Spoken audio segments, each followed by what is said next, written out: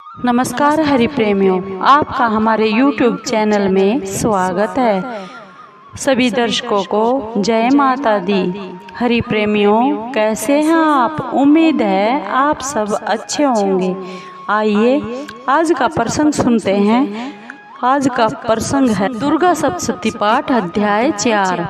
हरि प्रेमियों, अगर आप हमारे चैनल पर नए हैं तो प्लीज़ चैनल को सब्सक्राइब जरूर कर लीजिए और बेल आइकॉन को ज़रूर दबा लीजिए ताकि आप तक हमारे सारे नोटिफिकेशन पहुंच सके। हरि प्रेमियों, आपका एक भी सब्सक्राइब हमारे लिए बेहद मायने रखता है। आइए आज का ये प्रसंग दुर्गा सप्तशती का पाठ अध्याय 4 शुरू करते हैं। महर्षि मेधा बोले, देवी ने जब पराक्रमी दुरात्मा महिषासुर को मार गिराया और राक्षसों की सेना को मार दिया, तब इंद्र आदि सभी देवता अपने सिर तथा शरीर को झुकाकर माँ भगवती की स्तुति करने लगे।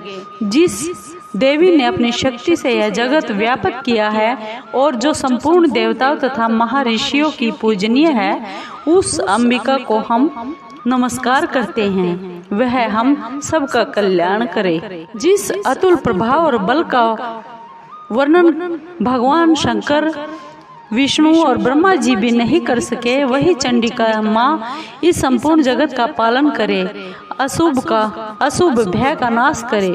पुण्यात्माओं के घरों में तुम स्वयं लक्ष्मी माँ के रूप में हो और पापियों के घरों में अलक्ष्मी रूप में हो और सतकुल में उत्पन्न होने वालों के लिए तुम लज्जा रूप होकर उनके घरों में निवास करती हो। हम उस दुर्गा भवानी माँ को नमस्कार करते हैं। हे देवी, इस विश्व का पालन करो। हे देवी, हम तुम्हारे अचिंत्य रूप का किस प्रकार वर्णन करें। असुरों का नाश करने वाली भारी भरकम और समस्त देवताओं और दैत्यों के विषय में जो तुम्हारे पवित्र चरित्र हैं, उनको हम किस प्रकार वर्णन कर सकते हैं। हे माँ, हे देवी, त्रिगुण होने पर भी तुम संपूर्ण जगत की उत्पत्ति का कारण हो। हे माँ, हे देवी, भगवान विष्णु, शंकर आदि किसी भी देवता ने तुम्हारा पार नहीं पाया। तुम सबकी आश्रय हो। यह संपूर्ण जगत तुम्हारा ही अंश रूप है, क्योंकि तुम सखी आदिभूत प्रकृति हो। हे देवी, तुम्हारे जिस नाम के उच्चारण से संपूर्ण यज्ञों में सब देवता तृप्ति लाभ करते हैं, वह स्वाहा तुम ही हो। इसके अतिरिक्त तुम पितरों की तृप्ति का कारण हो, इसलिए सब आपको स्वधा कहते हैं। हे देवी, वह विद्या जो मोक्ष की देने वाली है, जो अचिंत्य महाज्ञान स्वरूपा है, तत्व के सार को विवश में करने वाले, संपूर्ण दोषों को दूर करने वाले, मोक्ष की इच्छा करने वाले मुनिजन जिसका अभ्यास करते हैं, वह तुम ही हो। तुम वाणी रूप और दोष रहित ऋग्वेद और यजुर्वेद की एवं उद्गीत और सुंदर पदों के पथ वाले सामवेद की आश्रय रूप हो। तुम भगवती हो। तुम विश्व की उत्पत्ति एवं पालन के लिए तुम वार्ता के रूप में प्रकट हुई हो और तुम संपूर्ण संसार की पीड़ा हरने वाली हो।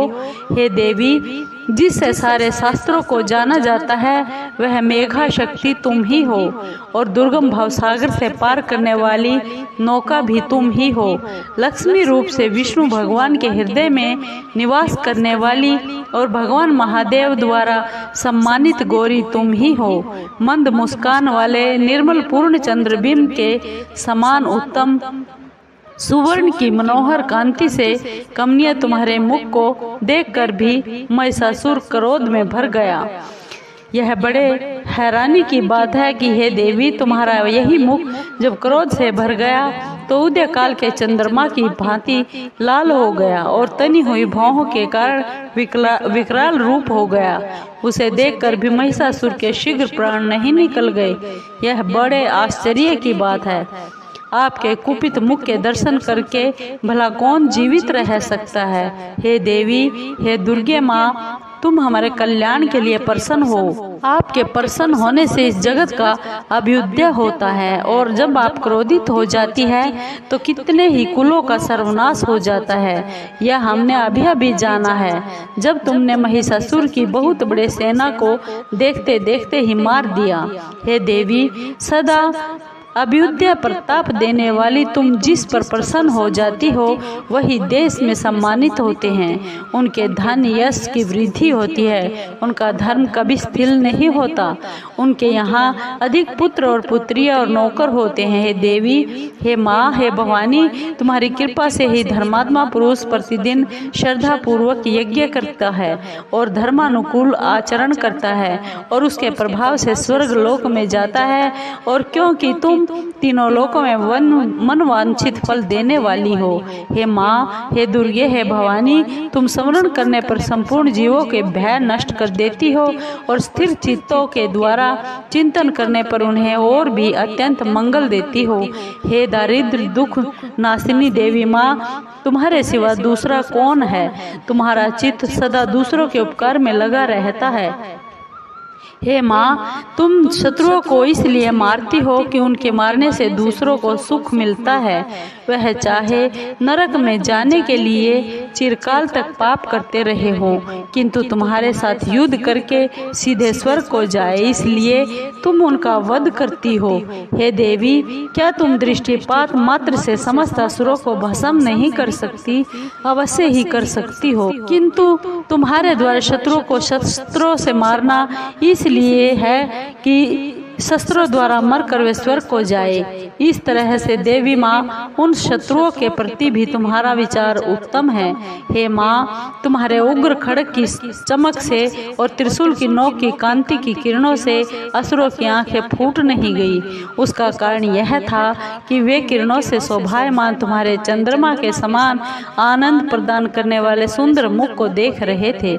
हे देवी, तुम्हारे शील बुरे वृत्तांत को दूर करने वाले हैं और सबसे अधिक सुंदर तुम्हारा रूप है, जो न तो कभी चिंतन में आ सकता है, न कि जिसकी दूसरों से कभी तुलना हो सकती है।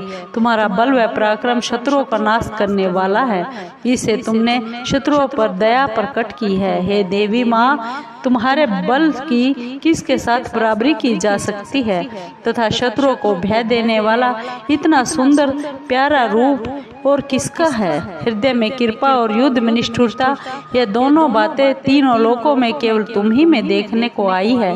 हे माता, हे देवी माँ, हे भवानी, युद्ध भूमि में शत्रुओं को तुमने स्वर्गलोक में पहुँचाया है। इस तरह तीनों लोकों की तुमने रक्षा की है तथा उन उन्मत्त असुरों से जो हमें भय था उसको भी तुमने दूर किया है। तुमको हमारा नमस्कार है। हे देवी, तुम शूल तथा खड्ग से हमारी रक्षा करो, घंटे की ध्वनि और धनुष की टंकार से भी हमारी रक्षा करो। हे चंडिके, आप अपने शूल को घुमाकर पूर्व पश्चिम उत्तर और दक्षिण दिशा में हमारी रक्षा कीजिए।